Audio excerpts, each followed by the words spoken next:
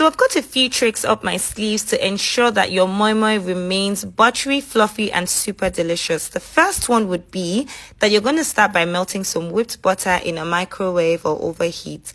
Now, the second thing is that the ratio of onions to bawa to pepper and tatashe in your moi moi mix actually determines how the total outcome would be. I would recommend you use enough onions because it adds a sweetness to it. Now, enough bawa because it improves the color and the appearance, and of course the pepper adds heat that helps to amplify the flavors. Now, you want to blend this into a very smooth paste, and I would always blend my moi moi mix with my fish stock and some coconut milk. But I'll say this, that if you're going to store this moi moi for a long time and you want the shelf life to be much longer, skip the coconut milk and just stick to using the meat stock. Okay, now for spices, you honestly do not need more than curry powder, seasoning cubes, and your melted butter to, get your moi moi to taste absolutely delicious.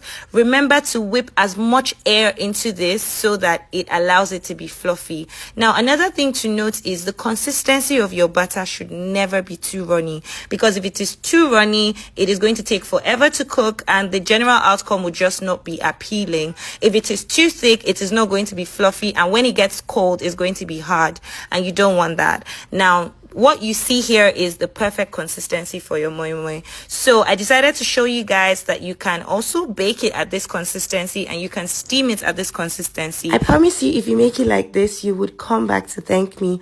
Now, if you want to learn this and 170 other amazing recipes and stand a chance to win a brand new food truck of 5 million naira, click on the link in my bio now to register for my class today.